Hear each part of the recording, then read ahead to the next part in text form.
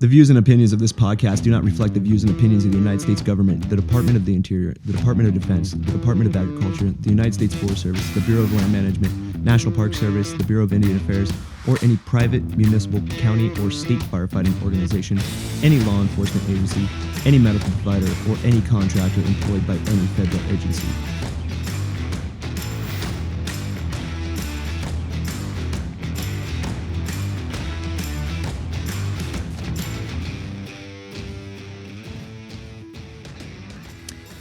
Ladies and gentlemen, welcome to another episode of the Anchor Point Podcast.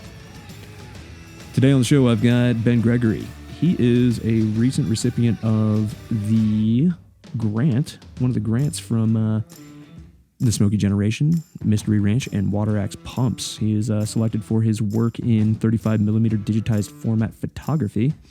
And we cover a lot of subjects, man. We'll go over a little bit of history about himself, how he got into fire, what inspires his photography, the message he's trying to send with his photography.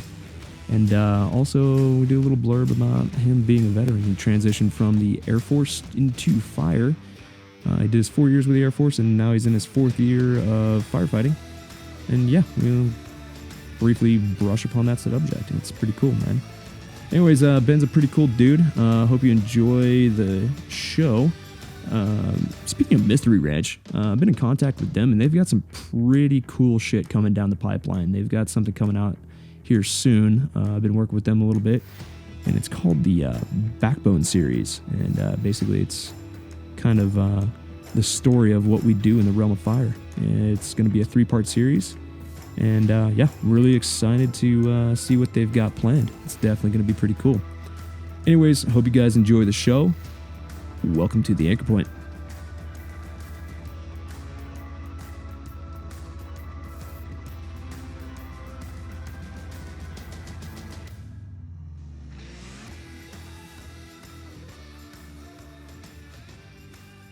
What is she? She's a golden retriever. Her name's Kimber. Oh, man, yeah. Oh, yeah.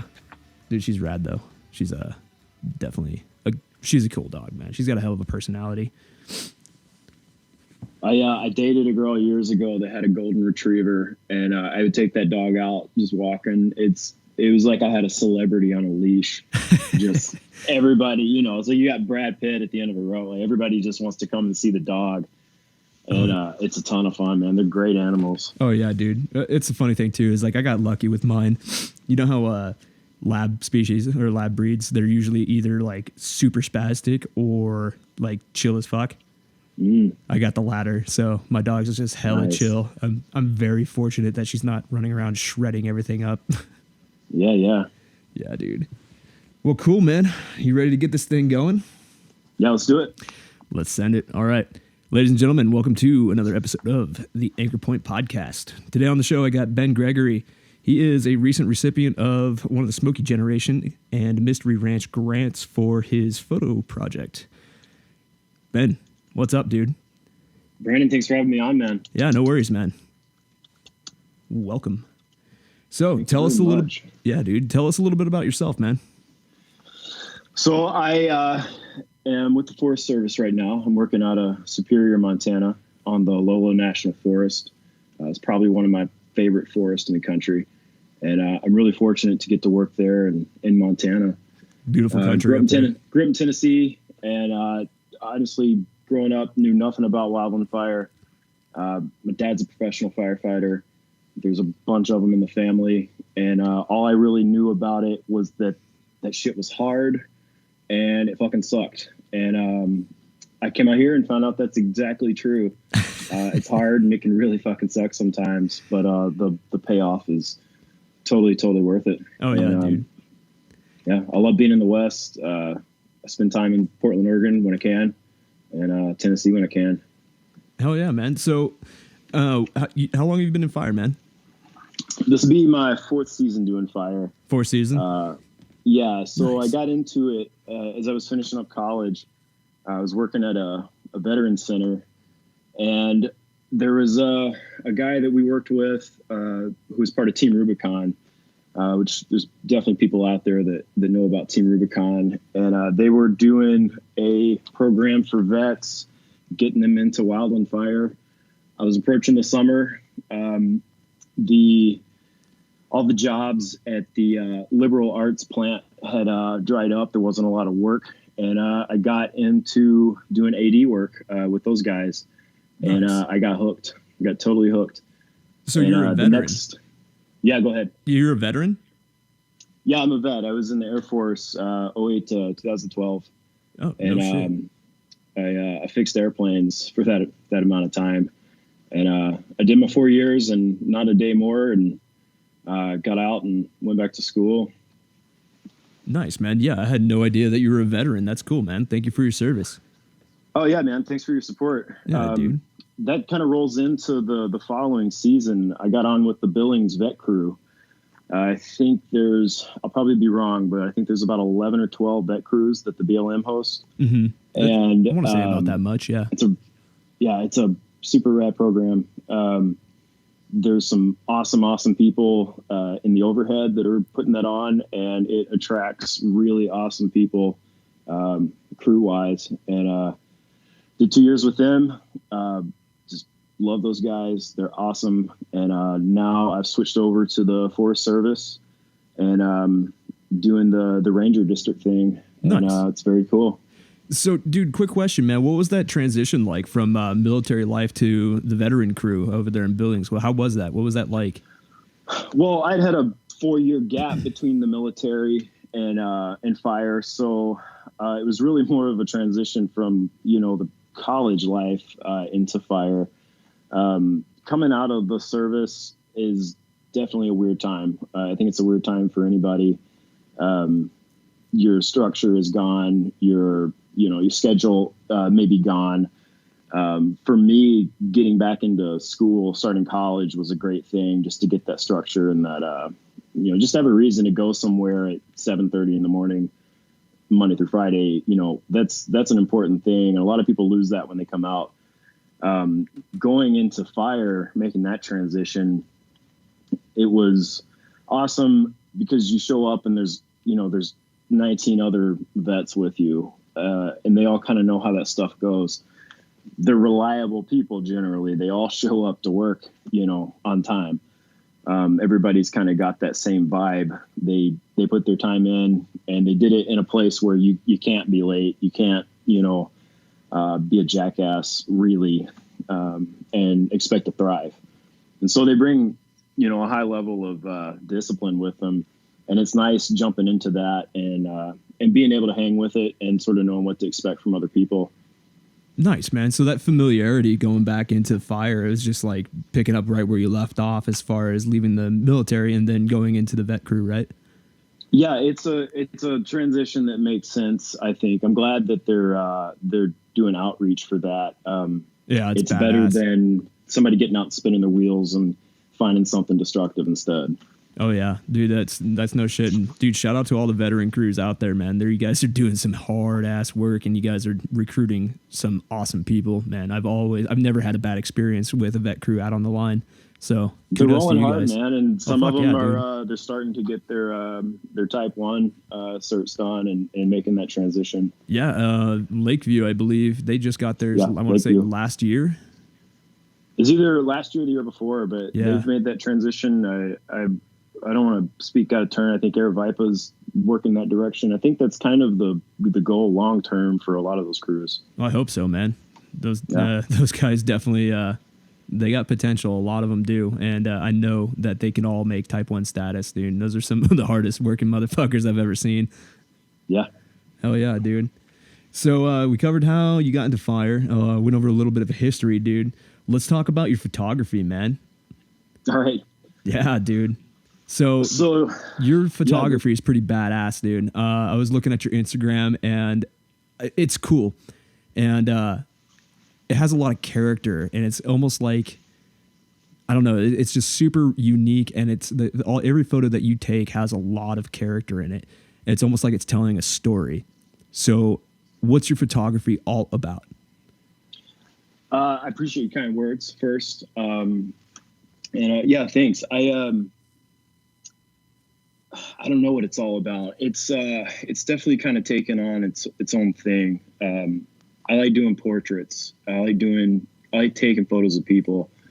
And when I got into film photography, I had been I've been dabbling in digital photography for several years and not really doing anything with it.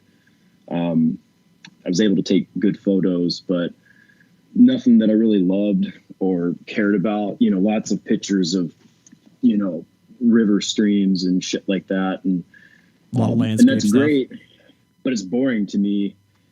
I picked that film camera up about 4.5 years ago and kind of dabbled with it and sort of played with it.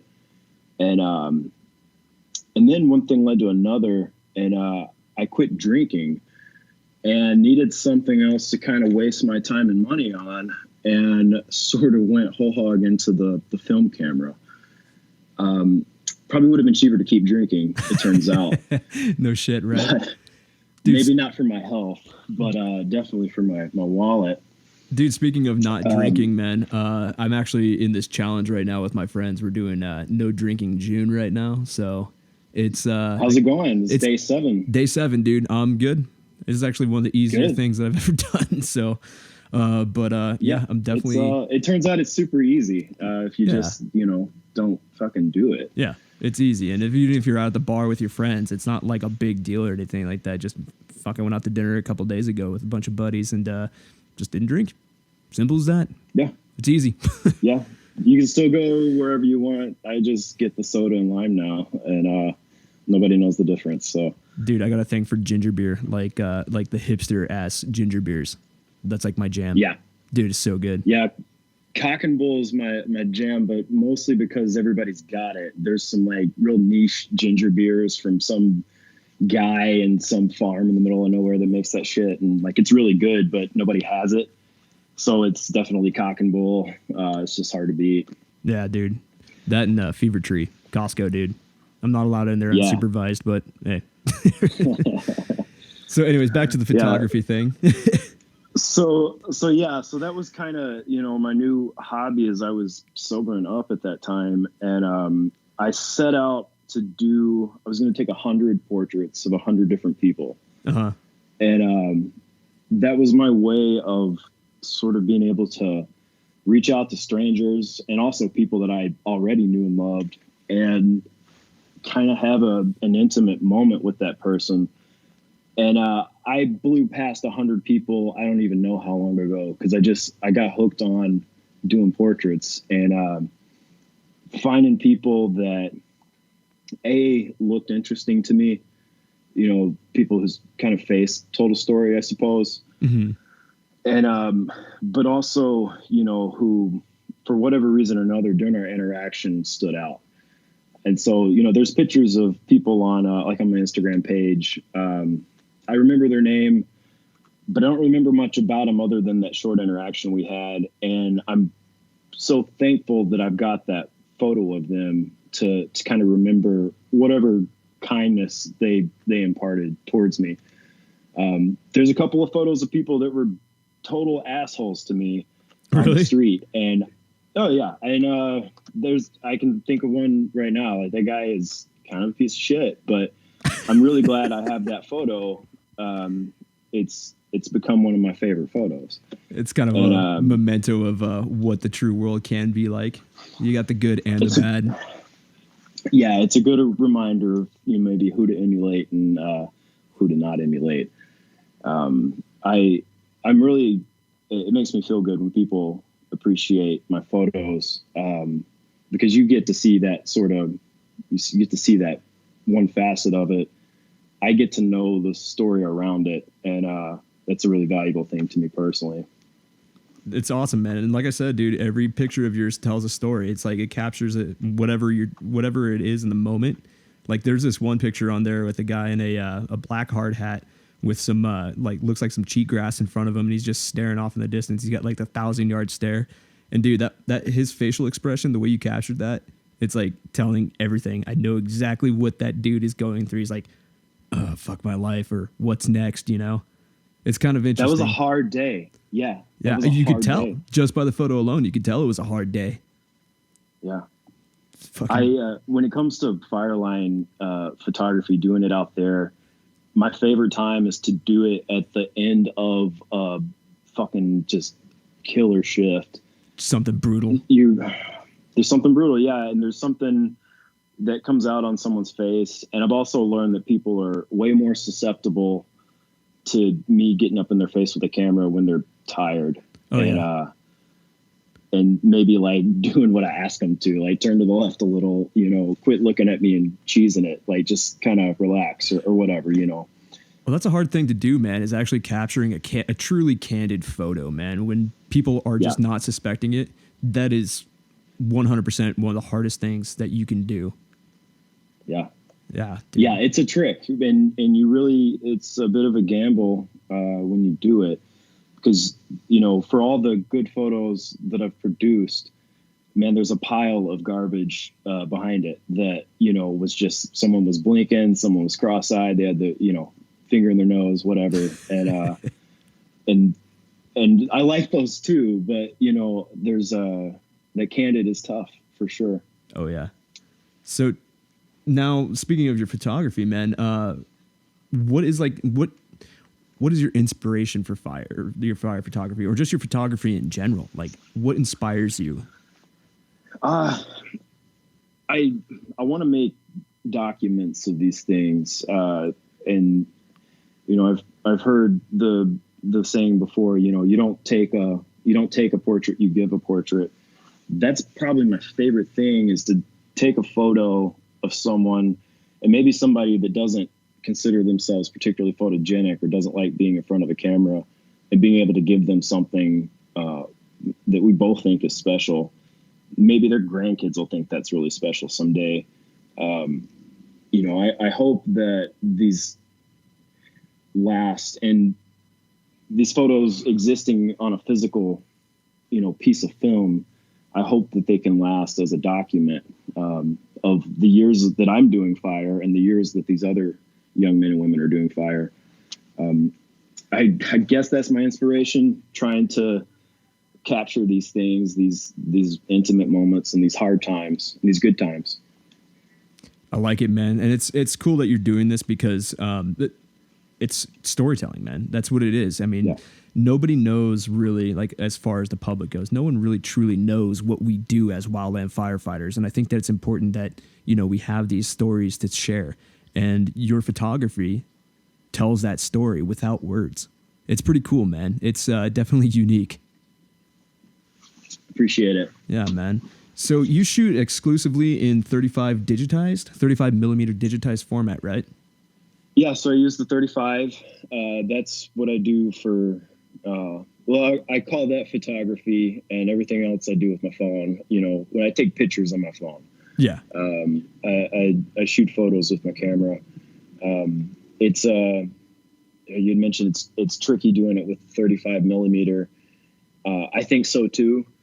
My mother doesn't think so though. And, she and I are looking at old baby photos, old family photos that she took on an old 35 millimeter camera without really thinking about it. And that's, that's how the generation before us did everything, was 35 millimeter. That's all that existed. Yeah. And, I wonder, how much they took it for granted, or how much of a pain in the ass it was at the time. Because now I've got my iPhone. I can take a really kick-ass photo with my phone. Oh yeah, man. Like with your iPhone, you can even set your like f-stop on a fucking iPhone nowadays. Yeah, it's crazy. I have a ProCam app, and I can dial that thing in, and it's insane. It's better than my digital camera that I have, my big one. Mm-hmm. It's a better camera than that. What are you shooting on with your big camera? Oh, it's a 10-year-old Nikon D80. Like, it's super outdated. And, it's almost in the, it's almost an antique kind of status camera. It's super, it's outdated as hell. And it was outdated probably 9 years ago. As these cameras got better. Dude, cameras are like computers, man. They're just built in obsolescence. Oh, yeah, absolutely. This pro photographer I met in Billings a couple years ago told me, he said, lenses are forever, and cameras are disposable. And he had a $3,000 camera that he's talking about. He goes, I'm going to get rid of this in about a year and buy another one. No shit. Because it won't be top of the line anymore. And this guy's whole livelihood is shooting with a top of the line camera. And so he's like, he's a professional. Yeah. Like, yeah. He's a pro. Yeah. That's a pro telling me that. And I'm like, all right, so I'm going to keep running with my $150 1982 thing that I've jerry rigged back together a few times and see what happens, you know. You built your own camera, you're 35? No, I fixed it a few times. Well, still. Yeah, it's a solid camera. So I shoot with it's an 81 or an 82 Minolta XG7. It's a marriage of German engineering and Japanese production, and it's solid. I've kicked it. It's been submerged in water. It's been smacked on the table. It's, you know, all this. It rides around in my line pack, and it's fine. No shit. You stuff that thing in your line gear? Yeah. I've got a little kind of soft baggy thing I throw it in, and it rides just fine. I've got it taped up with electrical tape to keep, you know, light out. And I don't know, man, I can't kill it. If it ever falls apart, I've got like 6 more that my relatives have given me because they dug it out of the bottom of their closet because I hadn't used it in 30 years, you know. So if it ever goes, then it goes, and it won't be out too much. I'll be sad. It'll be a sad day. It's a good camera, but it's totally replaceable, which is nice. It's like losing a little piece of yourself, man. It sounds like you got an attachment to this camera, and obviously you do, dude, because you bring it around with you everywhere, man. You capture some definitely some interesting photos, some interesting moments. You there? Yeah, man. Oh, I thought I lost you there. So now your photography kind of like evolved into getting hooked up with the Smokey Generation. And from what I understand now, you're one of the recipients of the Smokey Generation and Mystery Ranch micro grants. So tell me about that, man. I came across that announcement, I want to say back in October, November of last year. And it sounded super awesome. And looking at the previous year's work that they had done, I think with CAL FIRE, I don't remember if that's right or not, but I was stoked about it, and I figured I would at least submit an application for it. Did not expect to get picked up for it. I just thought I'd kind of throw my name in the hat, and then I got an email a couple months ago saying that they wanted me to proceed with this project, and I was totally stoked about it. I was still totally stoked about it. Big thanks to Smokey Generation and Mystery Ranch and Waterax for that.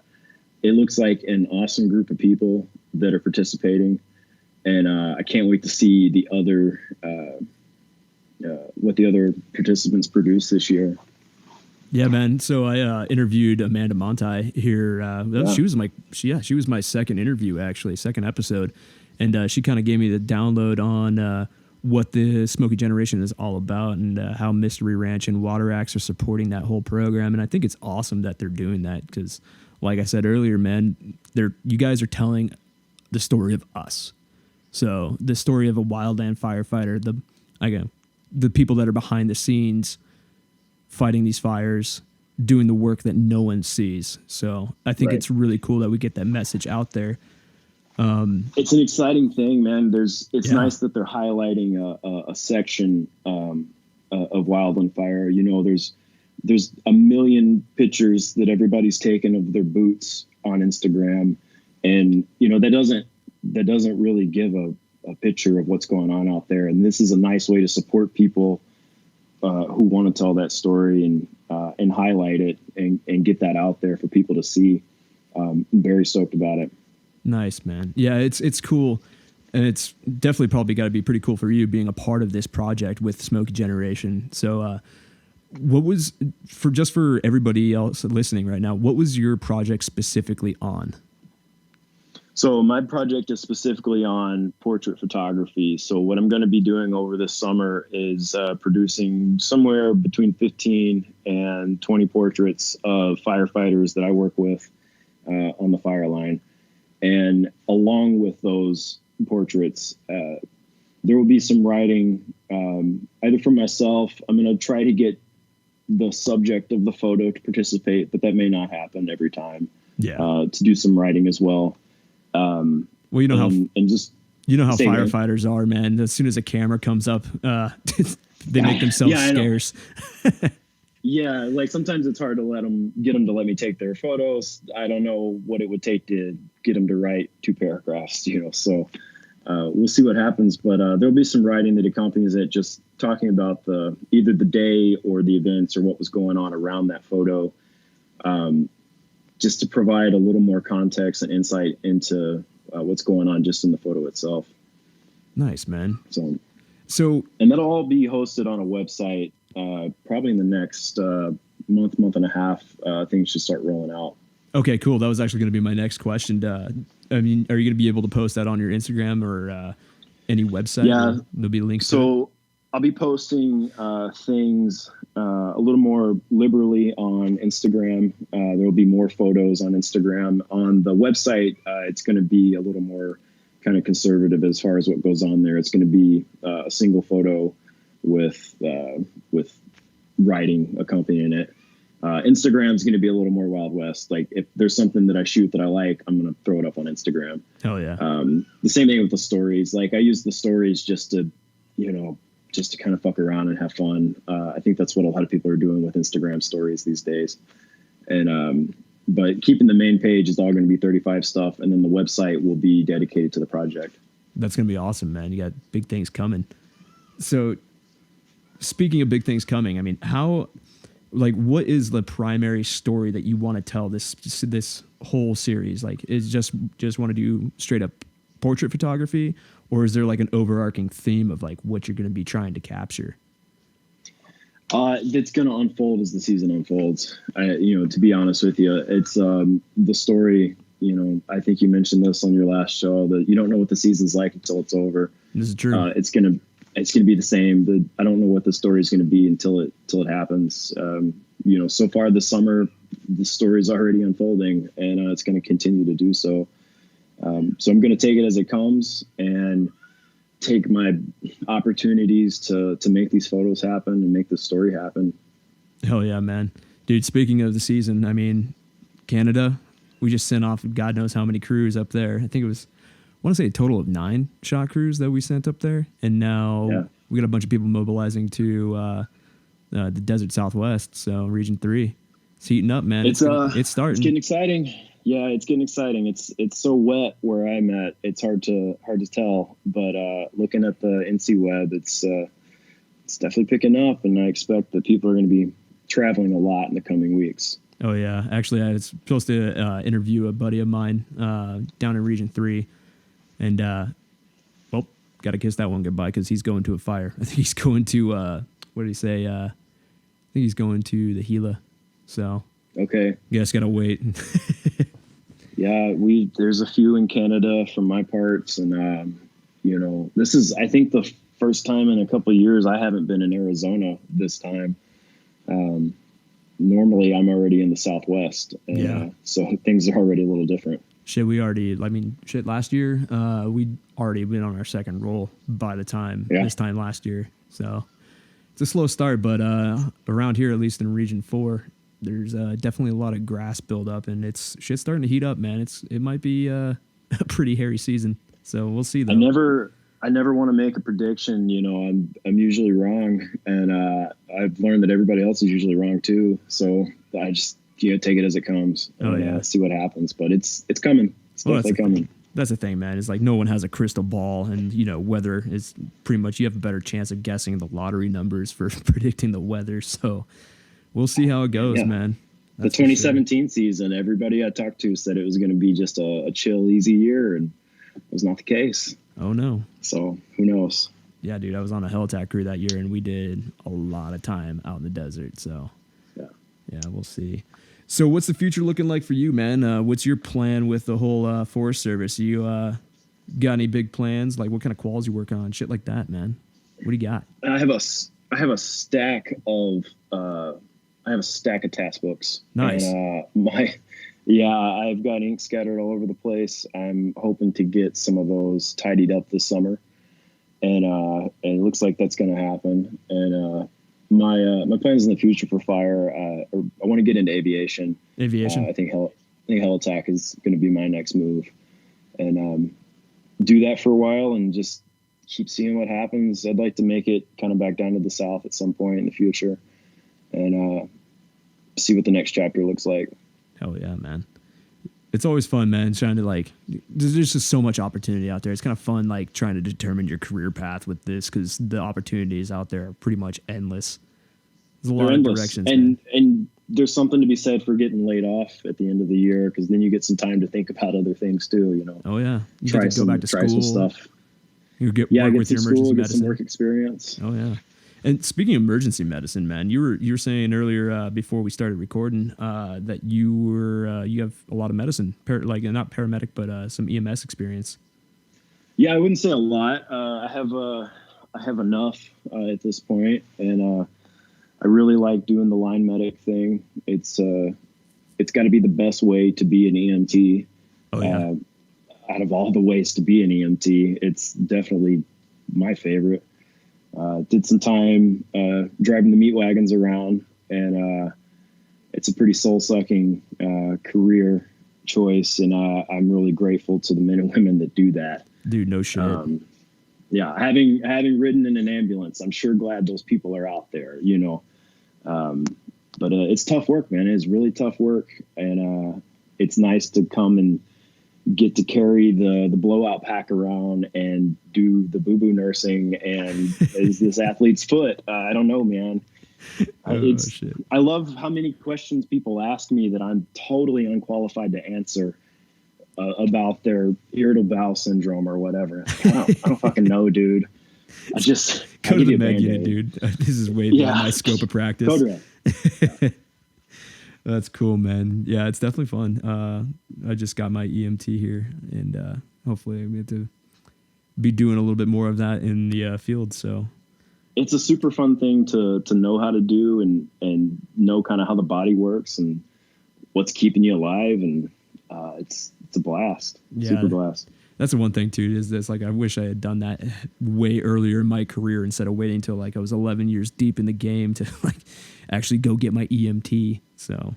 Oh yeah. I wish I had just done that right after high school. I mean, things would be different, I'm sure, yeah. But you know, yeah, it's a ton of fun. I'm glad more people are doing that. I'm glad to see, the service as a whole really focuses on a medical response and being ready for things that happen on the line. And that's a great thing. Oh yeah, dude. And I don't know about you guys, but at least in my neck of the woods, the agency is really embracing the whole emergency medical protocols. And we have actually a statewide medical direction now. So everybody's got like, they're all on the same page. I don't know about you guys. Are you guys operating kind of the same way? Yeah, we've got a private company that's providing medical oversight, and that's great because we can get a doctor on the phone if we need to. I think it seems like other forests are going towards a more in-house medical control way. Mm-hmm. That's great too. See what the future holds, what the agency decides to do.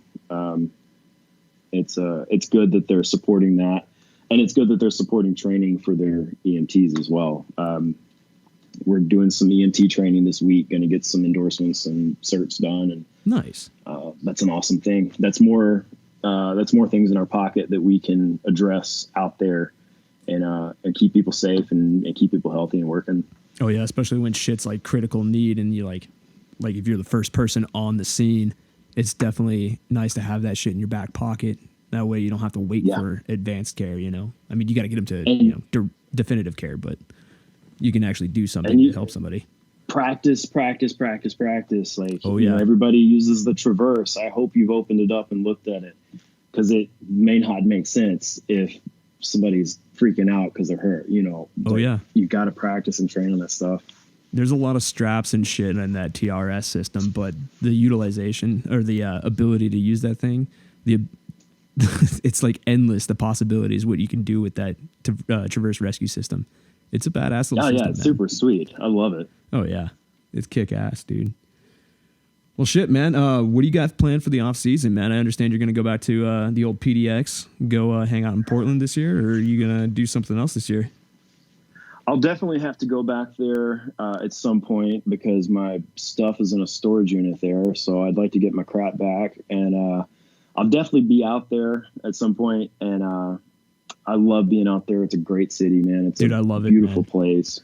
Yeah, it's a beautiful place. Oh yeah. It can't help itself. It's an awesome town to be in, and things are always changing, and crazy stuff is always going on there, and there is something to see and do all the time. Yeah, dude. When I worked up in Region 6, I definitely loved making a trip up to Portland every time I had a couple days off, like some Mandos or something like that, some mandatory days off. And it's a wild town, man, and you just see like the strangest but oddly cool shit, like always, especially in downtown. Yeah. Like that dude that rolls around on the unicycle playing the bagpipes in the Darth Vader costume. Yeah, he's still out there. He is, he's no still shit. Out there, yeah. That's the other funny, place. Man. It's an adult playground for sure. Oh yeah. You know, whatever you want to do, somebody's probably already doing it or will let you do it. You know, like it's pretty laissez-faire as far as what goes on there.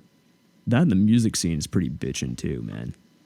Everybody comes there. Oh yeah. You know, everybody. Even like the local scene's great, and then also everybody else in the country comes there to play. You've seen some great shows, the Crystal Ballroom. Oh yeah. One day that floor is going to collapse, and dude, that is the end of it, sketchiest shit ever. The Crystal Ballroom, man. When you go in there and like everybody's like jumping up and down, because I went and saw Against Me over there. It's like a punk rock show, and everybody was like jumping around. And I swear to fucking God, that floor was just going to drop the ass out of it and sink into the ground. It's got like a 2.5 foot bounce to it. It's insane. It's sketchy. It's an insane experience. It's super sketchy, man. Yeah, man. So what else do you got planned for the off season, dude? Just gonna cruise around this year? Yeah, I'll do some cruising, do some traveling. I really had a lot of opportunities to travel this last off season, and spent some time in New York, spent some time in the Adirondacks, stumbled through some French in Montreal, and nice. I don't think they appreciated my butchering of their language, but it was fun nonetheless. You know, to hell with them. I'm going to try it anyways. And this coming season, I'm going to try to be in the sunshine as much as I can. I'm not really a snow sports guy, so I don't care to be around the snow when it comes. And so I'll probably go south this year. Oh yeah. And I'm looking at making a move back to Tennessee at some point, and buying a house and doing the next thing. Nice, man. So that could all happen this winter, or I could end up hanging at the beach most of the winter. We'll see what's clever. I'd say fuck it and go hang out at the beach personally, but that's just me. Yeah, it's going to be a choice at some point. God, man, off seasons get hard, man. And like the more I do this, sometimes the harder they get. I shouldn't be complaining at all because I got a kick-ass job, but fuck, man, when you lose that sense of purpose and like all the excitement of firefighting, it's kind of hard, man. I'm not gonna lie. Yeah, it's I really appreciate that first week of being unemployed. Like that's a nice, good week. And then you start kind of trying to figure out what your next move is. And hopefully it comes quick, whatever it is. Yeah. I mean, you can be in school or work or whatever you do. Yeah, man. Like I said, man, you can only play video games and fuck off for so long before you start getting bored and just, I don't know, just getting weird. Yeah. Yeah, no doubt. And then all of a sudden it's May again and you're going back, you know? Oh yeah. That winter definitely, it goes by in a snap, that's for sure. Mm-hmm. Yeah, dude. Well, shit, man. I think that's about the time point. What do you think? You got anything else that you want to talk about? Man, that's we've covered a lot. I really appreciate you having me on. Hell yeah, dude. It's an honor to be a part of this project and be on this show. And I'm looking forward to seeing this story unfold and having a killer, kick-ass, and safe summer. Hell yeah, dude. And walking out of it. Oh yeah, man. It's we'll see how the season pans out. Hopefully it's good. Hopefully no one gets hurt. And yeah, hopefully we'll help out those people in need. Yeah, absolutely. Hell yeah, man. Well, dude, do you want to give a shout out to anybody? You got like a mentor or like a hero or anything like that? Somebody that you want to give a shout out to? Just a homie even? Yeah, I'll give a shout out to Brian Vesey and Brennan Robert. Those two fuckers graduated from jump school yesterday. Oh, fuck Props yeah, to you guys. Yeah, props to you guys. I hope y'all are having a fucking great weekend. Hell yeah, congratulations. And, give a shout out to Ryan Faley on Mozilla Hell Attack. And yeah, man, that'll fucking do it for me. Hell yeah, dude. Well, thanks for coming on the show, man. Where can we find all of your stuff, man? Your socials, you got a website. Send it out there. So I'm on Instagram at Old Pines and Bad Masters. Okay. Don't do Facebook, don't do Twitter, and I'll announce the website once it's ready to kind of drop off of the Instagram page. Fuck yeah, man. I'll help you spread the word on that one for sure. Awesome. Thanks, brother. Yeah, dude. Well, hey, dude, Ben, thanks for coming on the show, man. I appreciate it. And congratulations on the grant, man. That's pretty badass. Thank you very much, Brandon. I appreciate it. Yeah, no worries, man. All right, guys. Hope you enjoyed the show. We'll catch you on the next one.